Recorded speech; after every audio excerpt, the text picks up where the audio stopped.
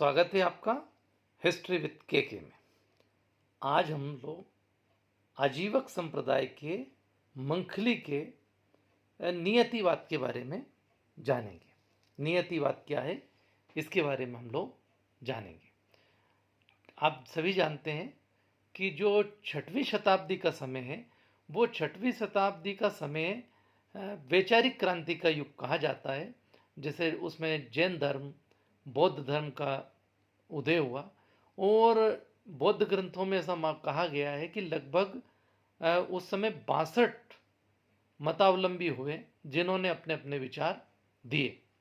तो इन्हीं में एक आजीवक संप्रदाय के मंखली गोशाल या गोशालक थे और उन्होंने एक सिद्धांत दिया जिसको नियतिवाद के नाम से जाना जाता है।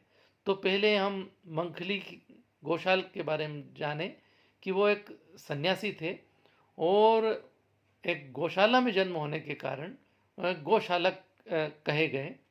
उनका मूल जो नाम था वो मक्खली या मंखली या मक्खली के नाम से जानते हैं। तो पूरा नाम उनका मक्खली गौशालक या गौशाल था और वो कई लंबे समय तक साधु सन्यासियों के साथ रहे। साधु सन्यासियों का जीवन उन्होंने जिया। महावीर स्वामी के साथ भी रहे, बौद्धों के साथ रहे और ऐसा कहा जाता है कि प्रसिद्ध शासक बिंदुसार की मित्र मंडली में भी वो थे। उन्होंने जो सिद्धांत दिया वो नियतिवाद का कहा जाता है, यानी आजीवक मंखली गौशालक का नियतिवाद। तो अब नियतिवाद का सिद्धांत क्या है, क्या कहता है?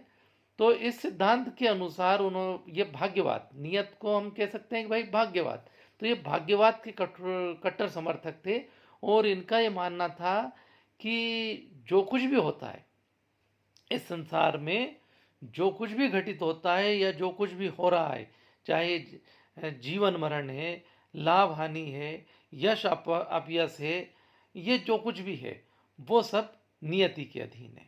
नियति के कारण ऐसा होता है और इसमें कोई भी व्यक्ति स्वयं भी और उसके अपने भी या यूँ कह लीजिए कि पराये भी अगर किसी तरह की कोई मदद करना चाहे या कुछ करना चाहे तो नहीं कर सकते।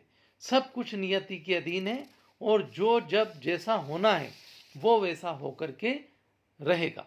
बल, पराक्रम, वीर ये सब कुछ नहीं है, ये सब नियति के वश में है। मनुष्य अपने कर्म या पूर्व जन्म के जो कर्म है उनके कारण किसी प्रकार के सुख या दुख नहीं पाता, बल्कि वो काय के कारण पाता है अपनी नियत, जो नियति है उसकी, यानी कि जो भाग्य है जो निर्धारित है उसके कारण। जब तप, होम, पूजन, भजन ये सब हम मन की शांति के लिए कर सकते हैं, लेकिन इनका कोई बहुत ज़्यादा प्रभाव हो और इससे आपकी नियति में कोई परिवर्तन आए ऐसा जरूरी नहीं है।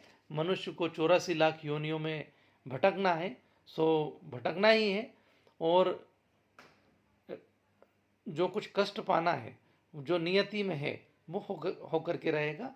तो इस प्रकार से जो नियतिवाद है वो एक प्रकार से हम कह सकते हैं कि अक्रियावादी विचारधारा है और इसमें पूरी तरह से भाग्य के भरोसे मामला है। ये कहा गया है कि जो कुछ है वो सब भाग्य के अधीन है, नियति के अधीन है। इस प्रकार ये गौशालक का नियतिवाद का सिद्धांत कहलाता है। आशा है मेरी इस वीडियो से आपको गौशालक के आजीवक संप्रदाय के नियतिवाद के बारे में पता लग गया होगा। यदि वीडियो अच्छी लगे तो प्लीज़ इसे लाइक करें और शेयर करें। Thank you very much.